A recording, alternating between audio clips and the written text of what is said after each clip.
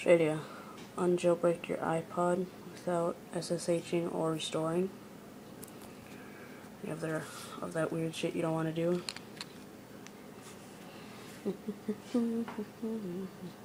Go to Cydia. Wait for it to load. Sorry, I've just got my new iPod 4 today. I'm not very used to it yet. So I'm recording it with iPod 4. Search and go to hurry up, bitch. Fine. I said okay. I didn't say. I said okay. See right there, Cydelete. Hey, Doug. Hey, John. What are you doing? Install that.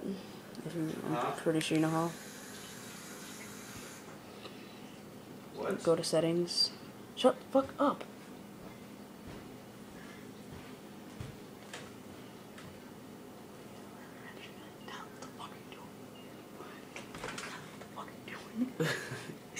Tyler, what the fuck are you doing? Nothing. And then go down. Oh yeah, of course, I probably didn't say that. Settings. And load. Go down, you'll see this thing that says Cydelete. Go. It should say protected applications, and it says Cydia. Go to off, so it's not protected. Unprotect that bitch. You don't need protection. Go down. And look it, I can delete Cydia. I mean, I don't want to because I want my iPod still jailbroken. But yeah, that's all you have to do. And it's not sure because I haven't tried it yet, but I know that's how you do it because I'm a genius like that. But I don't know, it should take off everything from Cydia because there won't be a Cydia there to hold it all together.